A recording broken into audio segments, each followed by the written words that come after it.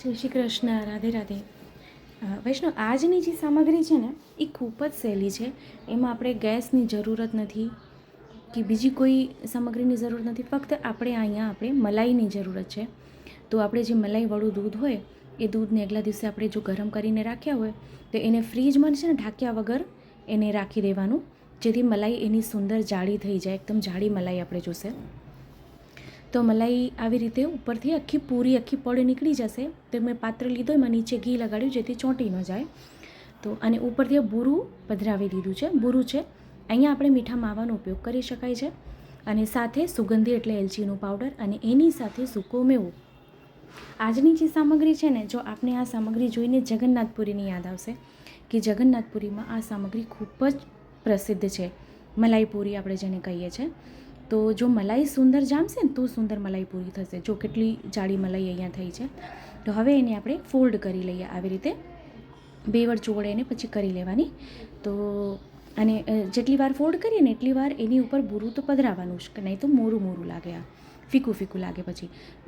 અને ફરીથી એલચી અને બૂરું અને સાથે સૂકો મેવો અને ફરીથી એને ફોલ્ડ કરી દેવાનું. 2-3 ફોલ્ડ આવી રીતે કરી દેવાના, કારણ કે શું છે નહીં તો મલાઈ સાવ મોરી લાગે. તો આવી રીતે ફોલ્ડ કરીને એને ફરીથી આપણે ફ્રીજમાં 1 કલાક મૂકી દઈએ ને, 1 કલાક એને ફ્રીજમાં ફરીથી મૂકી દેવાનું, જેથી આ સરખું એકદમ પ્રોપર સેટ થઈ જશે. જે મલાઈવાળો ભાગ છે ને એકદમ સરસ જામી જશે આ. તો અને આવી રીતે મેં સમોસા એટલે ટ્રાયંગલ આકાર આપ્યો છે, મેં સમોસાનો આકાર આપ્યો છે.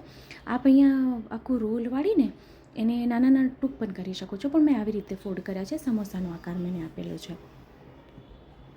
તો બસ હવે એને એક બીજા પાત્રમાં આપણે કાઢી લઈએ અને એને ફ્રીજમાં કમસે કમ 1 કલાક માટે એને સેટ થવા માટે આપણે મૂકી દઈએ, જેથી સરખું આ સેટ થઈ જાય.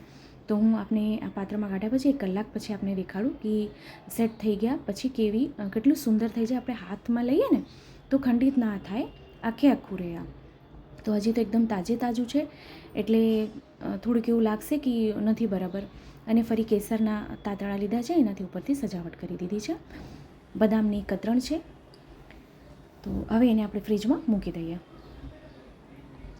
તો કોને આ સામગ્રી ખબર છે કમેન્ટ કરીને ચોક્કસથી જણાવશો અને આપણા ગ્રુપમાં શેર ચોક્કસથી કરશો, જેથી વધુથી વધુ લોકો સુધી વિડીયો પહોંચી શકે. તો હવે આપણે અહીંયા દેખાડું કલાક થઈ ગઈ છે, તો કલાક પછી આપણે દેખાડું આ જો આપણે હાથમાં એને સરળતાથી લઈ શકીએ છીએ. કેટલું સુંદર સેટ થઈ ગયું છે અહીંયા. તો ફરીથી મળશું આવી રીતે જ નવા વિડીયો નવી સામગ્રીની સાથે. ત્યાં સુધી આપ સૌને મારા જય શ્રી કૃષ્ણ.